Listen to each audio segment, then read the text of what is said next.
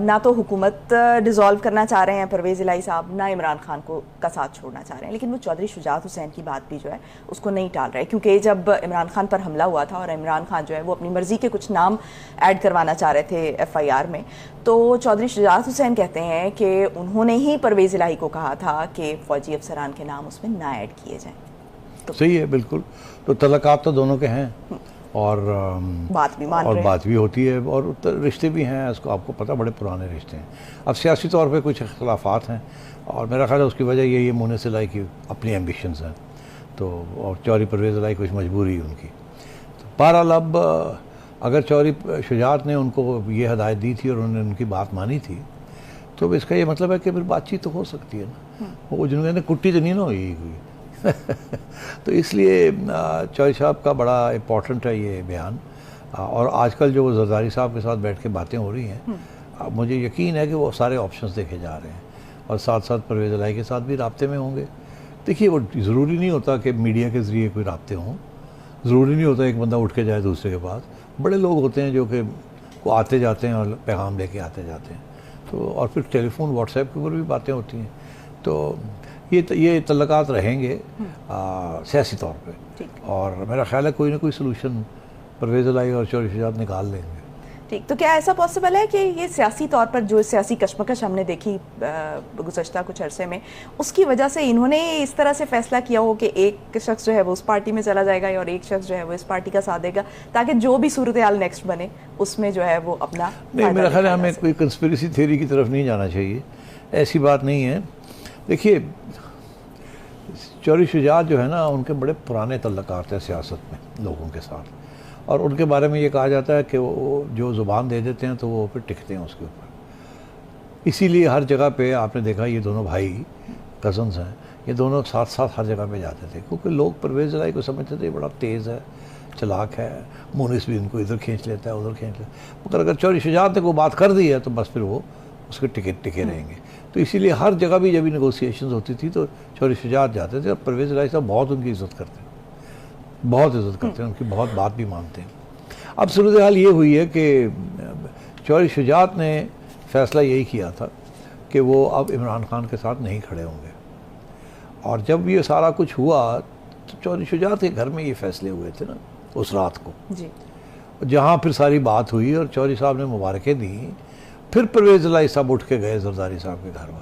اب چودھری شجاعت بڑے شرمندہ ہیں کہ دیکھیں یار میرے گھر میں یہ ہوا، ہاتھ پہ ہاتھ رکھے، سب کچھ ہوا، دعائیں مانگی گئیں لمبی چوڑی، خواجہ سعد رفیق نے لمبی چوڑی دعائیں مانگی، پتہ نہیں کہ 100 دفعہ تو آمین آمین آمین ہی ہوتا رہا، وعدے وعید ہوئے۔ اب وہ چودھری شجاعت بڑے ٹریڈیشنل قسم کے آدمی ہیں، تو وہ ہی فیلز کہ I must stick to my position.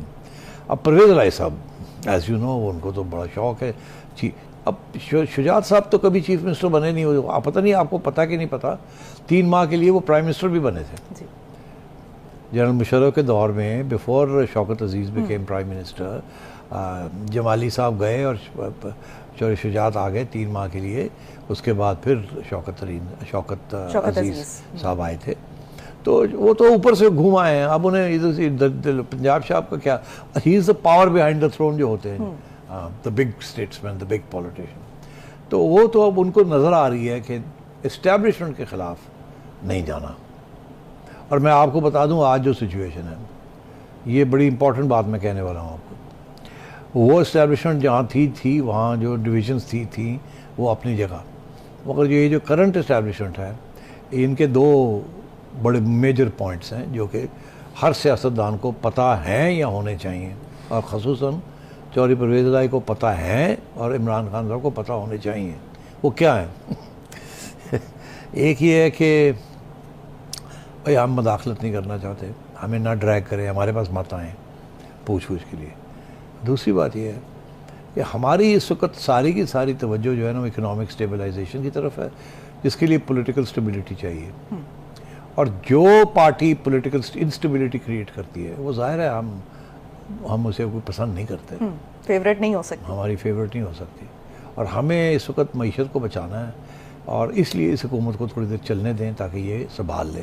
ابھی اگر آپ الیکشن موڈ میں چلے جاتے ہیں تو اگلے 6 مہینے میں تو افراتفری ہو جائے گی، پتہ ہی نہیں چلے گا ہو کیا رہا ہے، سارے بھاگ جائیں گے کہ یہاں تو پھر پاگل ہو گئی پاکستان، پھر الیکشن میں جا رہے ہیں، اور یہ الیکشن جو ہے یہ پھر سینسس بھی ہونا ہے اور بڑا کچھ ہونا ہے، اور انہوں نے پھر وہی پھر عدالتوں میں گھوم رہے ہیں، کوئی کہہ رہا ہے پہلے سینسس کراؤ، کوئی کہہ رہا ہے نہ کراؤ.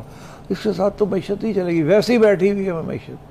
اور بائی دا وے یہ اسحاق ڈار صاحب جو پریزیڈنٹ الوی کو ملنے گئے ہیں وہاں وہ یہی کہنے گئے ہیں کہ دیکھیے اس وقت اکنامک اسٹیبلٹی بڑی امپورٹنٹ ہے، پولیٹیکل سرٹنٹی یہ بڑی امپورٹنٹ ہے. اس کو تو آپ مہربانی کریں ہمارے ساتھ تعاون کریں، ہم الیکشن کی بات کرتے ہیں آپ کے ساتھ، مگر ایسی باتیں نہ کریں جس کے ساتھ اکنامک ڈی اسٹیبلائزیشن ہو رہی ہے. IMF ابھی آ نہیں رہا ہے اور بڑے مسئلے بنے ہوئے ہیں، ڈیفالٹ کا خطرہ ہے سارا کچھ. تو یہ نیشن کی ایشو ہے. یہ پاکستان کی جو اس وقت قیادت ہے فوج کی وہ بھی یہی کہتی ہے، نو پولیٹیکل ڈی اسٹیبلائزیشن.